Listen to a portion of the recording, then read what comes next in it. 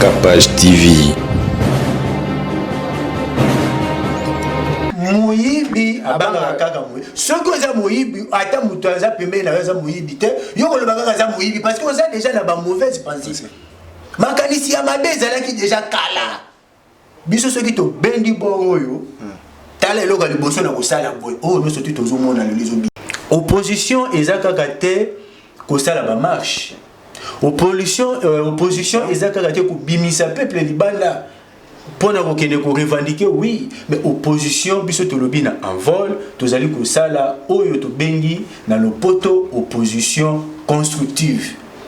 Bana mboka il faut ba yeba boy. Programme oyo ya 100 jours. Oui.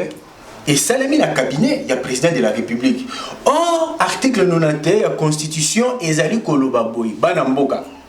Et que programme politique public. Et ça le maka en concertation entre gouvernement et président de la République. Mais yemoko président de la République, oyo a tombola liboko balobi que non a respecter la Constitution, il a violé la Constitution. Andimi kozwa programme à côté de mon cabinet na ye, après c'est mon cabinet na ye exécuté. Pourtant il y avait un gouvernement qui était là. S'il vous plaît, présidente de l'Assemblée nationale. Madame Janine, bana mboka bazali vraiment na ngonga oyo bazali ko souffrir. Oyebi situation ndenge za koleka. Oliebo kitisa ba bonu kabande ba mécanisme ni bokoki ko réduire. Ko kitisa ba emolima na bino, le contraire, yo seni susu baba kisa. Vraiment na monike bozaka na souci ya bana mboka te. Donc bana mboka avant comme la présidente de l'Assemblée nationale, bah voter quand la circonscription électorale songolo. Vous aimez les grandes marques, des vêtements haute couture, chaussures, sacs et autres accessoires haut de gamme, une seule adresse, Ephrata Mode. Chez nous, vous trouverez de produits de qualité au meilleur prix.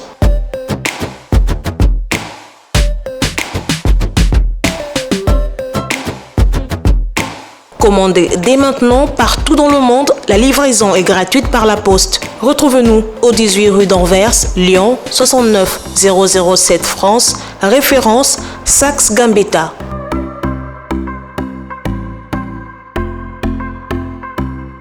Ephrata Mode, Dadi Lukombo, référence à Saxe Gambetta. Ou bien quand la 0033, 75 38 65 65 3 na souka. La boutique Ephrata, pas bien au mobile. Toi, bien au moisi. Ou là, tu vas rober d'achat. Boutique Ephrata. Tu connais les. Boutique Ephrata. Il y a de tout. Habillement, de tout. De haute qualité. Check, c'est pas pareil. Avec Ephrata Mode, chez Dadi Lukombo, nous garantissons la sécurité de vos commandes. Fini le recrutement hors normes et insatisfaisant de vos prestataires de services. Congolese progresse, recrute, forme et met à votre disposition un personnel de qualité spécialisé dans le domaine de votre choix.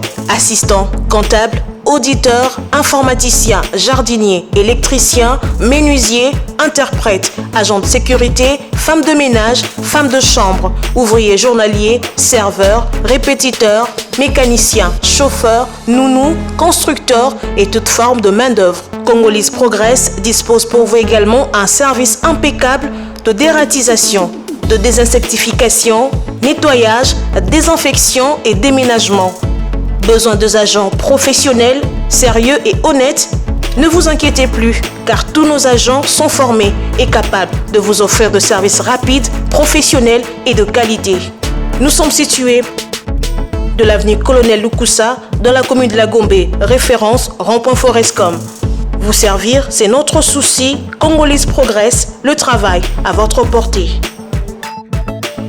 Analyse politique sur Capage Télévision. Fidèles abonnés, salut et bienvenue sur notre chaîne Capage Télévision.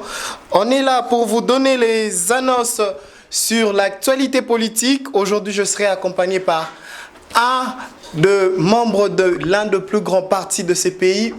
Et il est tout justement à côté de moi. Je vous présente Monsieur Francis Botati. Bonjour Francis. Oui, bonjour. Vous allez bien? Oui, je vais bien, merci. Ok. Voilà, il aura le temps de se présenter. Vous allez le connaître de plus en plus. Au sommaire de notre émission aujourd'hui, nous allons parler de la situation générale du pays en ce moment. Nous allons aussi jeter un coup d'œil sur le procès sans jour. J'ai mon grand frère qui est politicien, il va donner son avis. Nous allons parler sur la hausse des émoluments de députés nationaux. Nous allons aussi parler de la raison pour laquelle le président de son parti a renoncé à ces émoluments. Nous allons aussi parler de l'affaire Sensa. Et pour finir, nous aurons un petit sujet à débattre. Et d'entrée de jeu, nous allons demander à notre invité, M. Francis Bofati, de se présenter devant nos abonnés. Oui, merci beaucoup pour la parole. Comme vous venez de dire, je me réponds au nom de M. Bofati Francis. Je suis cadre du parti en vol de l'honorable Délice Sanga Impon. Ok, merci Ndeko Francis moi linga la paix pour Toroko Tayango pour Bandeko Bazali Kota la biso et ça la moi bien moi français mingi et kotisaka moi mbilinga monsieur Francis yo en tant que politicien situation ya mboka na minute ezaneni situation politique ya mboka donc situation générale sur le plan économique sur le plan sécuritaire na nyonso wana soki koki ko retracer les ba oyo bazali kolanda biso po baye ba ndenge mboka ya liko kende. Merci pour la parole. Vraiment, ce qui est le awa, poto lobela, oyo tuzali komona nenge mboka ezali kotambola mabe. Peuple eyebi, bana mboka bayebi, mutu moko te lelo akolobaki ayebi te nenge situation ya mboka ezali na ngonga oyo tuzali kolobela. Situation économique ya mboka toza koyeba te toza na niveau nini, situation politique, insécurité partout na este toyebi lelo ndenge tozali kosolola boye oyo ezali koleka kuna na Kivu eza déplorable. Na Tanganyika na nyuzu bato bazokufa, na Lubumbashi oyebi mwana mboka bato bazali kokufa mukolo na mukolo. Yango biso tolobi ke tokoki kovanda kimia te biso na vol. Il faut toya to éclairci bana mboka to lobela bango ete discrétion ekoti. Mais ndeko Francis yo en tant qu'envol boza na ba député na bino en entendant l'état est parler na problème na bino na cadre ya parti na bino bozo travail ni bozo bimisa solution ni pour na ko pallier na ba problème wana na yango biso tozali koloba boye. Opposition ezakaka te kosala ba marche. Opposition ezakaka te ko bimisa peuple libanda pona kokende ko revendiquer oui, mais opposition biso tolobi na en vol tozali kosala oyo to bengi na lopoto opposition constructive. Toko dénoncer. S'il faut te dénoncer, toko dénoncer. Ce qui est sengi que tu critiquer, tu critiquer, pena souka tu sala nini, tu proposer ba piste de solution. Bobi et boko proposer et boko dénoncer mais so epeli kamba bien ça mais boko lobape. Ce qui est malamu ezali o esalemi to moni que gouvernement azali vraiment ko ba responsabilité na ye, to ko lobake non, ya malamu ezali. Donc en passant malamu tant ou bien malamu. Na nini bino ba kambi à partir en vol bozo taïla.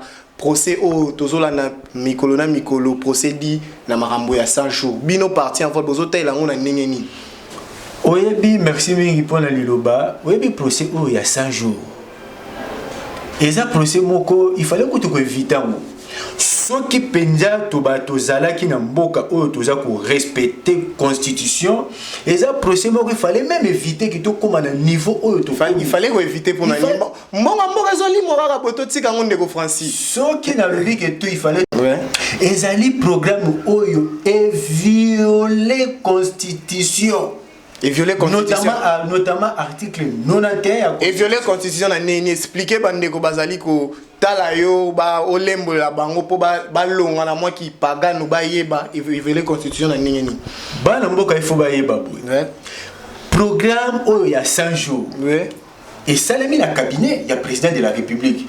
Or, article 91 la Constitution ezali koloba boy bana mboka et que programme politique public et ça les marquera en concertation entre gouvernement et président de la République. Mais période dans le gouvernement ils allaient quitter baya qui kokuta gouvernement en place oyo ndeko Vital Kamerhe taki bango moi panzi likolo ayebisa ki bango ba dépenser ça les malisusu te bango moko na niveau cabinet bazo gérer nyonso donc gouvernement on dirait moi au bang ezala ki bataki bango à côté cabinet yango moko gérer ki nyonso yo zo mona ngo zaki mabe nde place bango baza ko kangama wana baza ko loba gouvernement wana et tout ça non nous dans ces pays nous devons respecter oyo toza ko benga mibeko ya mboka ouais mibeko ya mboka ezali wana mutu moko te azali au-dessus ya constitution ya mibeko ya mboka mibeko constitution lobi ke gouvernement ekosala oyo babengi programme en concertation la président de la République parce que gouvernement to kosala te gouvernement ne muta ko répondre na Assemblée nationale et non président de la République. Nayango, il fallait gouvernement à exécuter le programme Iwana il y a 100 jours. Yango moni président de la République a créé un gouvernement parallèle. Nous sommes un objectif fini, nous sommes tous allés comme on détournement, mauvaise gestion. Ce qui te comprendre bien. Ba problème moza eleza ki déjà émis créé la maki depuis kala yango comme ça tozo subir ba conséquences nango lelo toza ko subir to bengi violation ya constitution donc mi beko ya mboka ezali respecté te na sommet de l'état c'est pour cela yango moi na bisa que procès o ya 100 jours et ça procès moko il fallait que tu éviter parce que soki mi beko ya mboka pende zalaki peba tozalaki na ko respecter yango toza koloba état de droit ezalaka te que notre mona directeur ya cabinet ya président de la République azali lelo toza komona kaza devant la justice non l'état de droit ezali socio tolobi respect ya test il faut mutunyo surtout à respecter test c'est ça ce qu'on appelle l'état de droit.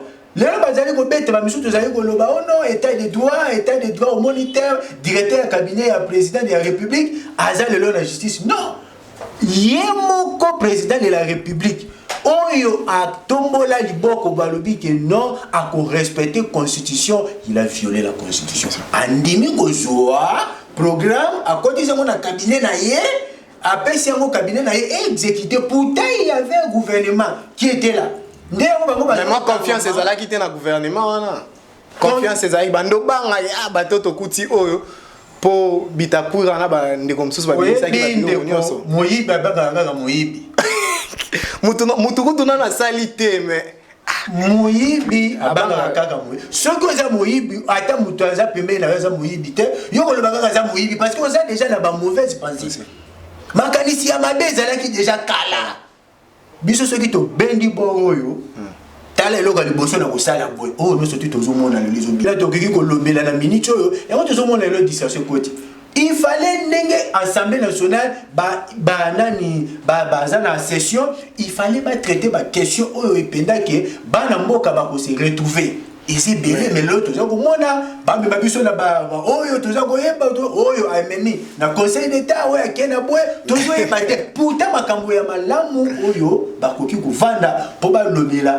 en ce qui concerne avancement ya mboka ezali bango ba ke ba tiango mopandi bazo traiter kaka ba question oyo ezali pona mabenga na bango pona intérêt na bango moko. Voilà.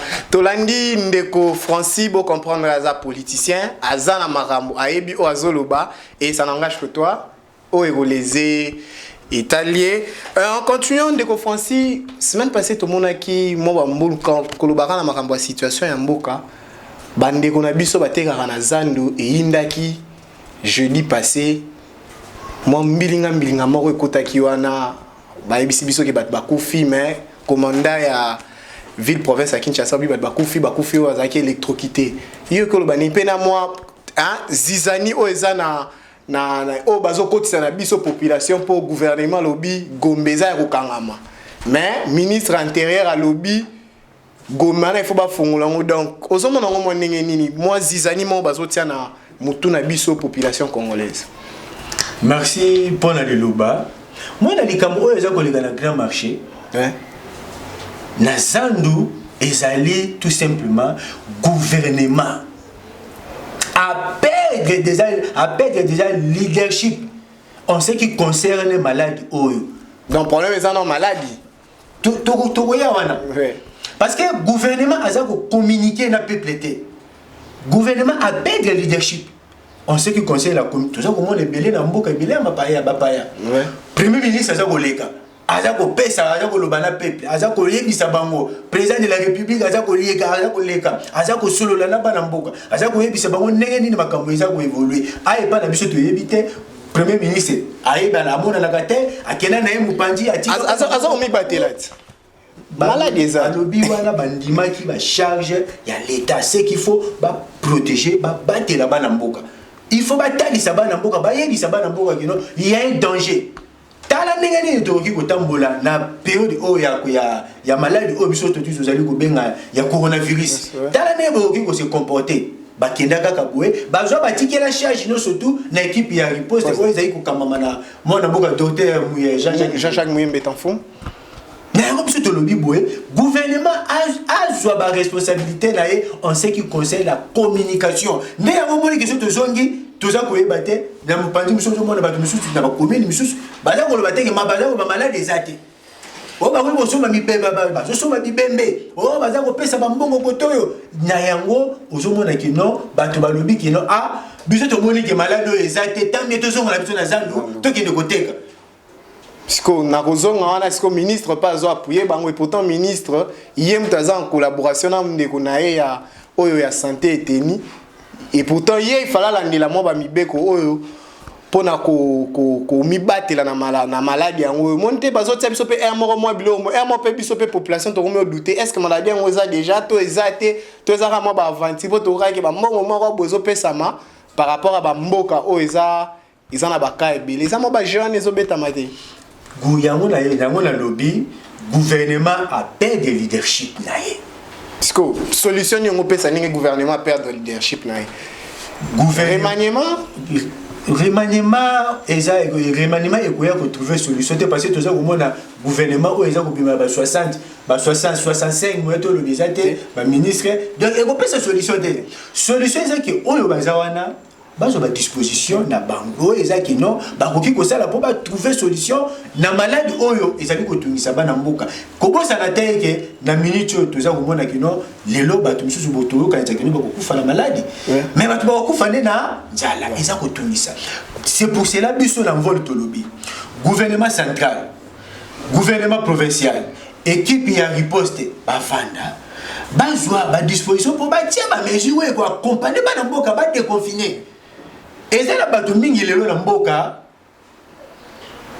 ba vivre na ufa abima abimi ake ko luka nde azuma quelque chose azongi 10 jours balé azongi na 10 jours mais yo bino bozu bo vandisi bango boza pe ko communiquer te oui to boité faut ko bisa ke bo vanda malade ezali bozo communiquer te bo vanda na bino kaka discussion oh ya kuna salibo oh ba kena conseil d'état oh ba za kuna na samela oh ba salibo pourtant ezala ba question oyo lelo bakoki ko vanda ba lo bakino pona bana mboka maladi oyo ba neni ba kozo ba disposition pe na bana mboka ba la ko se retrouver njala ba maladi insécurité eze belé na mboka neto zali ko mona lelo nazo comprendre yo ndeko merci na moi analyse na yo sali na situation générale ya mboka to côté la siko marambo ozo pezo tongisa moi bandeko belé tongi toyeba siko positionnement ya parti en vol na bino to mona ki semaine passée ndeko Janine Mabunda présidente ya Assemblée nationale akendaki kotike la premier ministre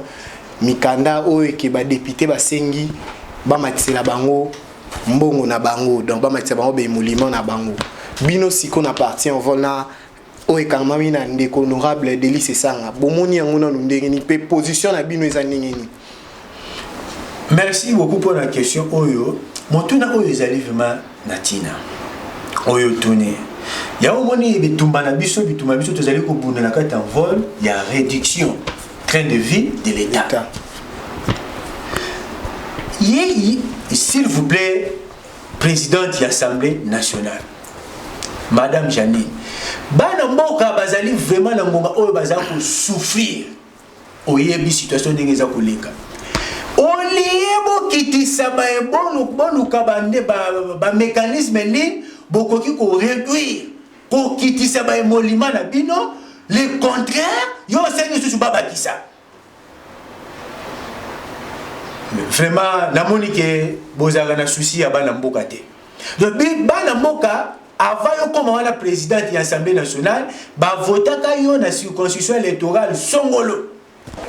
Sikoyo bana mboka wana bino boza kunane pona kolobelaka o etali ma réduction ya train de vie ya l'état. Parce que réduction en train de vie à l'état ngo ça ngo ba pesa moi ya no na mo eloko muke bandeko ba aliko tala yo ba ye ba réduction ngo ko salima ne pour réduction yo utara na lola temba la moko boy. Donc boza déjà un projet moko conçu so que flasher ba na moye bisayo kaka mukendeko bana mboka fo ba yeba ke 70% il y a valeur ajoutée, il y a mboka na biso. Ouais. Ezali ko kende kaka na ba institution. 5 et biso non population. 5 et biso population biso no surtout ezali ko bénéficier kaka na 30%. 70% on ezali ko kende na ba institution notamment néomoni ezali ko yoka lelo nani madame la présidente ya Assemblée nationale azako senga baba ki sa susu ba tombola ba emolima ya ba député.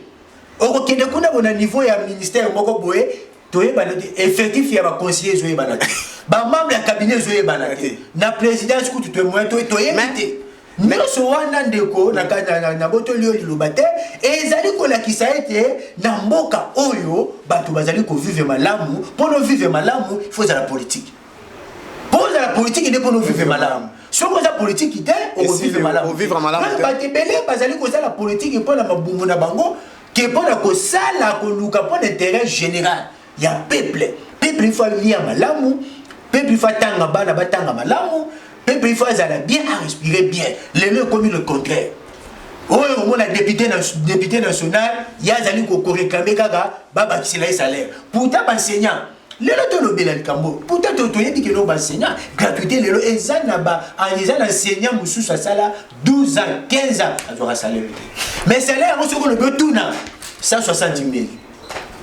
Pour le baba qui c'est l'enseignant on a ne fils que 100 000, $100, $200 ba lo bela ngamote. So ba vandi kuna l'Assemblée nationale ba boko kaka bo. Pona ko bundela ba intérêt na bango. Yango biso tozali ko loba na peuple. 2023 ezakoya. Il faut vraiment tous aller vigilant. Bato tozali kotina na l'Assemblée nationale, toza ko yebate, bazo ki ngosala musala kuna ni. Mais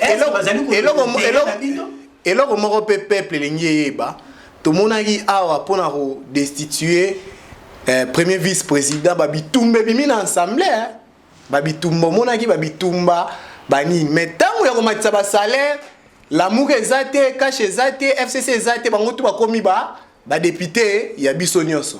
Voilà opposition ezati. Donc tout monde que ero matata tout monde ata mutu moko te oya opposition a mati au créneau pona olobaki non ngani nyo na minute na ba okutu batira la biso ba manga balekela biso na ba TV tout monde bango te ande ko Franci. Au monisco place pe population bozo e moko population ezo kokali susu ko sala confiance na ba élu na bango teza par rapport à yango. D'ailleurs, vous pouvez le vivre. Peuple a sans vol confiance. Ah, tout le monde. Bayebi, babingaka, cerveau d'État. Moi, Namboka, honorable Délice Sanga. Oui, en passant, on a qui peut, tant qu'on continue à Nini Oyo, tout le monde qui peut, ne bandeli la pandémie, a Renosaki na marambouya salaire nae. Il y a des émoluments nae na assemblée. Donc, après, au côté de maman, vu que tous les gens ont des émoluments. Oui, Django, tu Django na bialoba qui boye. Peuple ba pesa honorable Délice Sanga confiance. Yé abundelaka banamboka. Ya zawa na pour intérêt général et non pour intérêt ya mabenga. Ou soit il y a des benga na yemoko. Oyebi kaza père famille. Azana bana, azana mwasi, tout ça. Alobi que non. Pour la maladie oyo ya coronavirus. Ngala moni que non. Il faut na sala moi et loko yo sala ke Bisolo surtout, tout sangisa, tout tient moi le boko pour la retrouver solution. Na malade oyo, il y a solution notamment la lutte contre malade oyo Covid-19. Covid-19. Les contraires na ba député misus. Tout ceux qui wana té, après ça a réunion ça qui na manière na ba molima na été, mais a sombaki. A somina ba matériel. Oyo ya pour na ko aider ba personnel soit là. Oh, les lobes nazali ko yebisa bana mboka kino ba continuer malgré gouvernement za ko abandonner bango gouvernement zali ko supporter bango te azali ko zoba bango en charge te ba personnel soignant oyo bazali liboso pele bazali ko bunda pona maladie oyo na yebi kino lobby et ko futa bo continuer pour la lutte contre le coronavirus. Voilà, merci tozongeli question na biso oya ligambo ba molima comment ça salaire ba des opposition na majorité exacte ni ba indépendant wa tout bango tout ba komi même moral pour les gamambongo ya ndeba donc bango ba kendeka na assemblée lelo ba bimi la poisa état lisi ke ba kendeka na assemblée nationale de pour la kolobela mabumu na bango ke pour la koya ko pour la kolobela pende pour la kolobela oyo ba problème oyo ezali ko toucher peuple pour la cause solution. Tu dis que c'est sur l'Assemblée nationale les autres qui sont dans souka. Ouais. Mais ils ont la question moi na mboka na yebi que non, ba na mboka belé il faut ba fungola mato ibayoka. Lelo awa tu yebi que non économie ya mboka ndenge to comme une inflation quand et où tu vas et où tu ne loko to bengi déficit budgétaire. Ba na mboka faut ba déficit budgétaire ezanini. Ezan que équilibre présente entre dépenses na ressources. Dépense l'équipe à Namoka, il faut une réduction drastique et un train de vie de l'État et salement. Dépense les agricoles, toujours et sous-souté. C'est pour cela aujourd'hui que non budget à l'État est côté mon boulot. Réserve, il y a un niveau de la banque centrale. Bah, 6 millions déjà.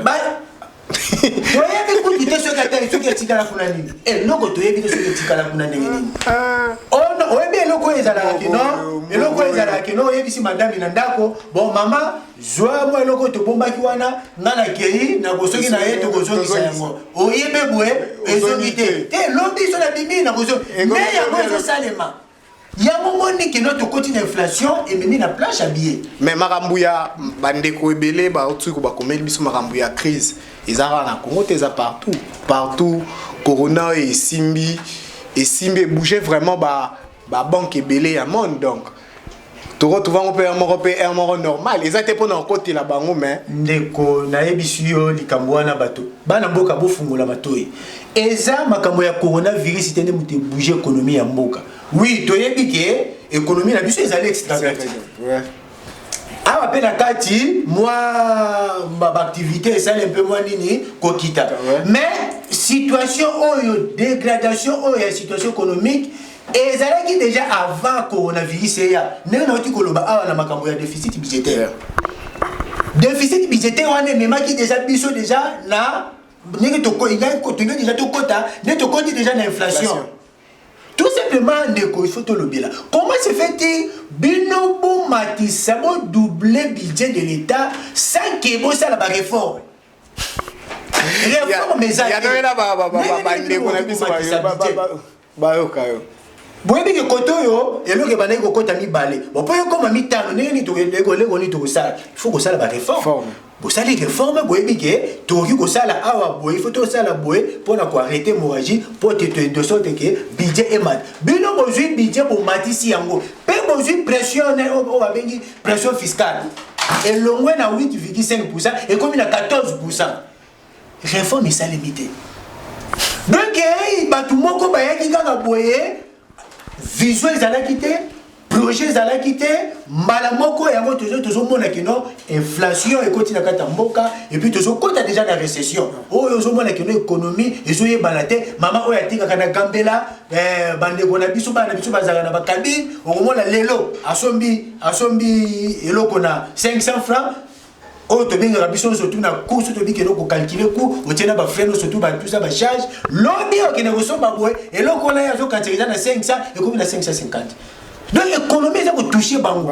Non soit là pour la ligne inflation, déficit budgétaire. En parlant voilà. En parlant quand la maramona inflation, tout le monde a qui l'honorable Deli Sesanga semaine passée kaka a kotisaki atialaki lettre moko na presse pour na makambo ya Sensa audit ya Sensa donc mikolo to mona envol bozolandela ba place tout ba mbongo place ezokende audit ya Sensa to ebite soki ko salema ote bino siko yo en tant que muto ozana boîte ozana noyau pour na ebike ndeko Delice ça va ça la bon bino boza ba collaborateur ba proche collaborateur bo travailler ensemble idée nini la ki bino pe bozo zela nini na otitan bosenga ki audit swana ya Sensa.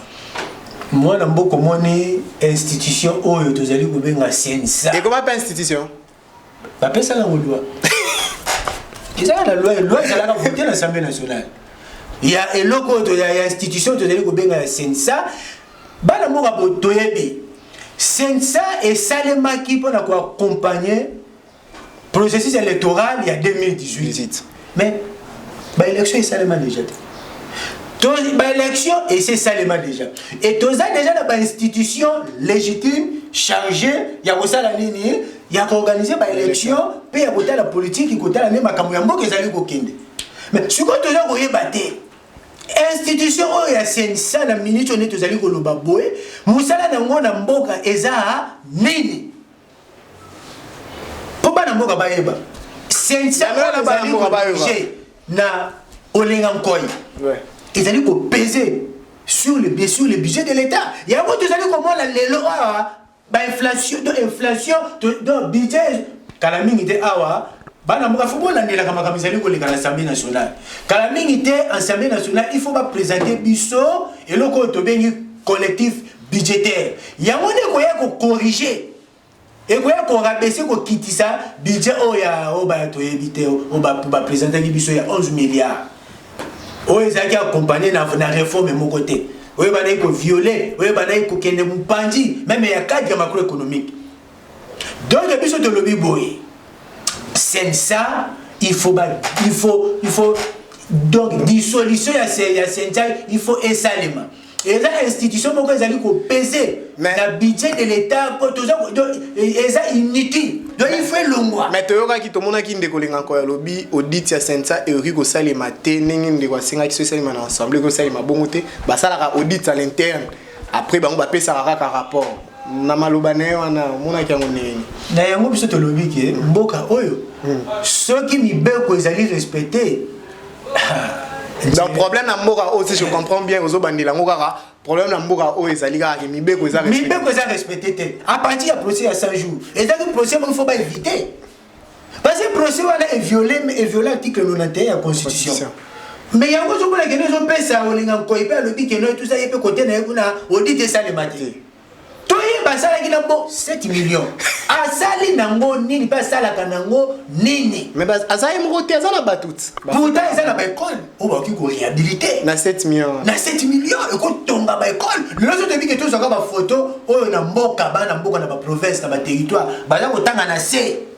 Ah pe maladie et beti biso. C'était une raison ko tonga ta mo ba hôpital moro boue. Il y a bien. Voilà. Pour ay comme comment profiter quand ba maladie msusu ko ba traiter bango na bandako. Na yango biso tozali ko loba boye bitumba ya mwana mboka honorable Deli Sesanga ezali réduction drastique il y a train de vie de l'état.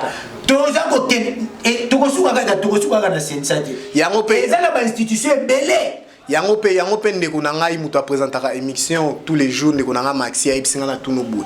Pourquoi Deli Sesanga tout monde a rara ba intervention ni na média mais na podium kuna ya parler du peuple tout ce cas jamais au mona zo liluba tout monde a kaka et surtout na Twitter donc ils à chaque moment ils à la rado place ko ya ko lobela po ba yoka aloba raté mais rara ko luka biso population la question c'est pas ndeko na biso Maxime ndeko Maxime na ko loba na boy faye baké au moins l'Assemblée nationale wala commander place ya discussion ya ba théâtre discussion suneni. Aujourd'hui, lelo awa ba memi bana mboka na discussion moko boy. Il fallait que non madame la présidente de l'Assemblée nationale a dobé la makambo oh lelo to yebi ki lelo bientôt to zokota 2021. Il faut présenter déjà ça le sorte qui va ça la réforme. Déjà il y a Séni, il faut pas présenter plutôt nouvelle équipe. Il y a Séni. Il faut pas ça le sorte qui ne pas ça déjà qui non na loi de finances en septembre en concertation avec le gouvernement bah et le gouvernement qui a déjà bah na kotiaka déjà mosolo mopandi pour na kosala nini ko préparer l'élection en 2023 pour na nini to banga que no lobby to bima lisusu na nzela pour na kokambi ba élection ya 2023 makambo atango bi makambo 2023 mbutu pesa na kati ya seniwana ba confession religieuse bazoyo kanate donc pour la présidence à seni bino siko donc makambo Congo ngo ezaka mbutu ndire bino siko en tant que politicien, en tant que cadre munene ya parti local en vol, bozomona onene bozomona teke po déjà corneille nanga tikala ki biso mbutu na ami keneli na ba opé déjà na ngutu bazui place te mais mbutu déjà ezabu po ba ebisi biso ke ba parti moko boné mteko makotia ba président ya seni po na ba élection ngo ba se retrouver na yango biso to lobi boye batika ko mema biso lelo na makambo mbango soki lelo toza na déficit budgétaire ba réforme esalemaki te bakimi mbangu mpona kosala kodistraire bato ke non voilà tomatisi budget ekomi na 11 milliards pourtant na minute wana nano réforme moko esalemi te ndenge moko na seni fo babanda nanu na nini na kosala réforme basala réforme basala balobaki no place oyo tomoni ke na 2000 na 2006 na 2011 na 2018 esimbaki te est-ce que faut tobongisa bango bazowela kaka po bayebi loko nini baza koluka est-ce que yo oza d'accord que seni wana ezalaka kaka dirigé na ba confession religieuse eloko biso surtout bato tozali kobenga ngo ezali institution oyo tolobi ezali indépendante. Donc, ba politique, ba politicien, ba tika, ils allaient bien batika ngo na ba confession religieuse. Mais si quoi tu allais koloba na ba confession. Mais ba confession religieuse on peut pas trahir biso. Tomoni na 2006, tomoni na 2011. Ngai ba komoni ba biloko dernièrement na monaki na Huilerie, ba musulman baza ko sala marche. Pourquoi baza ko baza ko imposer bango? Baza ko imposer bango numéro 1 ya bango représenter la bango awa na kati ya RDC. Tozali komona makambola na musika biso na vol. Toyebi munga oyo toko belela. Pona koloba ke il est à batika discussion à niveau ya seni. Batika seni et respirer. Ya mo biso to lobi na mutino Assemblée nationale Madame Janine Mabuta la ba question ya malamu. Tala makambo ya kolobi na mboka ya ngoyo. Calamité vacances parlementaires. Calamité bozokeni. Il est temps pour ça la réforme ya Séni, notamment sur le fonctionnement ya Séni, na loi électorale. Et ça la bambolo obligé de la katuana. Il est ngonga yangoyo ya kosa ole ya komemela batu ko luka kaka ko bakisa ba molima na bilo ya bilo kende kuna pona mabumu na bilo ko kende kuna pona ko traiter ba question ko lobela ko sala ba loi. Oye ko mema mboka ko sala ke mboka ezala na kima mboka avancer. Mais bilo le contraire ko kuna le to su to bosani. Asenga yika ko malcha ba molima te. Même 50% il y a fait de fonctionnement là-bas. Il y a administration là-bas. Tu évites ce que audit ya kuna, tu évites ce que l'autre côté ba sala kana mbongo wana nini. Ba futa ba député. Ba sala fort ba gena de 8h 20h. Bon sala rara qui sont pour. Ba sala boulot fort là na bango de. Oyo muto ba bengi molobeli ya peuple. Ata $1000 ba ko pesa ye. Place on a comment. Ba ko pesa même $1000. Place c'est comment place à COP. Et comment copie kaka ningo lobby et comment copie motake kuna lobby bonga sur la commune Assemblée nationale et belé tout le monde va aller au lekawa na kiosque na ba biso belé ba koma kuna kaka bo na lukutu ba lobby te kiso ya sa tombola ki déjà ta lobby moi je suis là donc ba kina kuna kaka pona mabumu na bango et non pona ko lobela makambo oyo lelo tozali ko lobela insécurité ezali partout na mboka insécurité koti résilience na Ituri permanence de conflit na sud na nord Kivu batu baza ko kufa kuna bana mboka pezate to kosanité na campagne awa Félix Tshisekedi na kaka lobby ngai so na comme président de la République na kosala nini bana mboka na kotia kije awa yena ndeko Vita baba yena Vital ba kovanda kuna oya za na Selembao ba yokanaki baloba ba kosi bana mboka balobi ki bakotia kije na bango na beni peut-être ils en cours to éviter peut-être ils en cours voilà vous avez compris tozaki na ndeko na biso Francis to paloli maloba nyonso à l'obel biso situation politique mais moi na mboka ndeko Francis na reçu ki sana mo eloko population pe toza bazobate toza ba mbolombolo na binoté to yebi ke bobandaka boy to surtout avant to bi ke bobani ngo avant bo eza déjà bolamba biso po to remarquer minito do Délice c'est ça wana vraiment to honorable Délice azolandaka la population moi mi eza so population lobi boy so ki boy place aux populations qui était place à ça. Oh, vous allez préparer déjà 2023 la binoté pour déjà ba député belé baza na c'est pas sur 500 wana et belé bozo ngate. Bino bozo milongola déjà pour bomitia déjà place na bino to tambo en 2023 population que la bino ma té écoute on a qui kolobabo. Ouais ça préparation 2023 té. Moi na mboka oyebi ki honorable Délice c'est ça ngazalaka toujours pemene ya peuple. Honorable Délice c'est ça ngazalaka wana té pour na kosala opposition oyo kaka ya trouble. Opposition kaka oh ya kobimisa peuple na nzela mais opposition constructive nde yango au moins na mboka Délice azalaka toujours pembeni ya peuple ya moni ya touchaka toujours ba question asimbaka ba mituna ba question ezali ko toucher vie ya population atiki ba emolima na ye alobi nga na kozwa suta renoncer na ba emolima na ye alobi ke nga na tiki yango na pesa on équipe ya riposte aso apesi na ba matériel pona ba personnel soignant. Donc, je vois que azali toujours, ce qu'on a place intérêt à peuple comme en danger, à cause la ligne, il faut le là. Donc, ils ont mutu le peuple, il faut payer sa confiance. Donc, il y a zawana pour la bunda la peuple, surtout l'Assemblée nationale.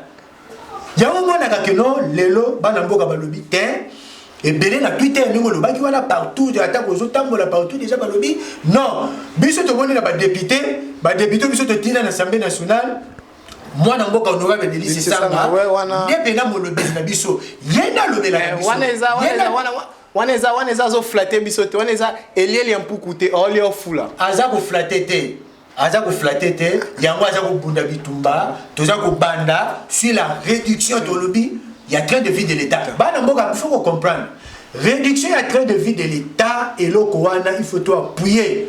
Et ça, quand il y a honorable Délice, c'est ça, il y a Congolais nyonso. Il faut tout bunda bitumba oyo parce que mboka oyo biso soto il faut tout kabola richesse ya mboka ndenge moko.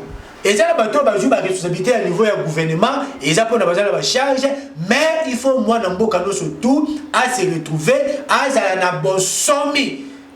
Les gens qui ont une menace, il y a une indépendance, territoire national, ils ont menacé, il faut tout téléméler tout le baquet, on va aller à disposition pour que l'insécurité est régnée partout, dans Mboka, dans Ituri, dans Nord, dans Sud Kivu, dans Lubumbashi, dans Tanganyika, dans Nyuzu, il faut essayer là, qui maison dans Mboka,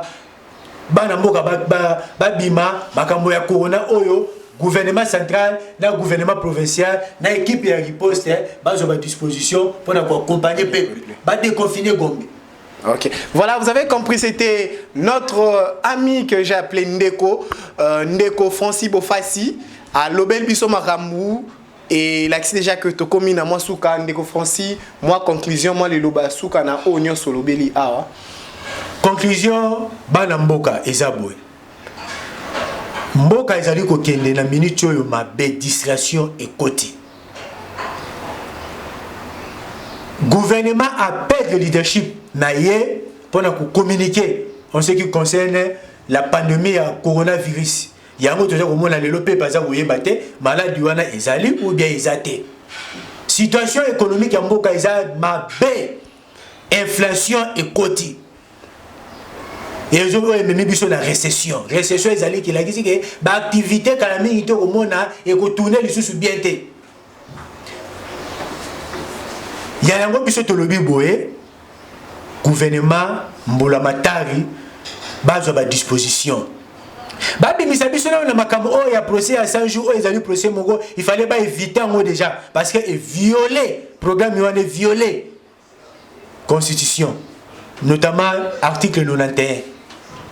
Na yango biso to lobi boye na envol dissolution ya sensa il faut esalement parce que les institutions moko oyo ezali ko gaspiller inutilement mbongo ya ba contribuable congolais.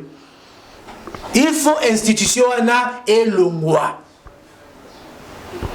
na yango biso na vol tolobi boé réduction drastique il y a train de vie de l'état mais ali bitumba na biso parce que loko wana soki ekei et simbi to kena ngoti na suka bana mboka to komona biso surtout elongo ete budget à l'état et ko respirer tous à la sima ya honorable Délice Sanga na sima ya parti politique en vol et puis to bossa na té madame la présidente de l'Assemblée nationale tika discrétion madame ala ndela ba question oyo la ndela ba question oyo koki ko sala oyo vraiment ezali ko tia na ordre du jour notamment collectif budgétaire toza na besoin na ngonde na minute na mboka toza na besoin na minute na mboka ne tozali ko sala boete bosala loi sur la réforme ya CENI notamment fonctionnement ya CENI à part fonctionnement ya CENI sur la loi électorale à part wana madame la présidente ezali na makambo oyo ezali koloba ya mboka parce que bientôt 2023 bo bimisa biso na discrétion mise à jour ya fichier électoral nouvelle équipe ya CENI botika ba confession religieuse libre basala choix ya mutu oyo akokamba CENI lelo tomoni ke désordre mbulumbulu ekoti mobulu ekoti elakisi ke maboko moko na ya mwindu ezali sima ya makambo wana totika tobimisa mboka oyo na discrétion tolobela makambo oyo ezali ko toucher vie ya population qui a intérêt moko boye ya bino moko kaka na niveau ya Assemblée nationale oyo bozwa pe bozwa totuna bino mbongo ngo bozwa bosala na ngoni Ndeko Francis merci to comprendre vraiment que oyaki ko lobela bamakambu to pesio merci merci à notre invité qui a disponibilisé son temps pour venir parler de la politique congolaise. Vous comprenez que c'est par là que nous allons clore notre émission Analyse politique. On a parlé aujourd'hui de la situation générale politique du pays. On a parlé de la position du parti politique en vol dirigé par l'honorable député national Délice Sanga, sa place qu'il occupe par rapport à tout ce qui se passe et ces programmes et ces projets qu'il nous a que son communicateur nous a dit ici et nous ont montré tout. C'est par là que nous allons clore notre mission. Je dis merci à Axel pour la prise de vie. Je dis merci à monsieur Lens Omelonga pour la disponibilité de monsieur Francis. Je remercie aussi monsieur Francis. C'est moi qui vous remercie. Ok, voilà, et sans oublier le remerciement à la numéro 1 de la chaîne Kapach TV, Madame Cynthia Kapach. On s'est dit au revoir, bye. Kapach TV.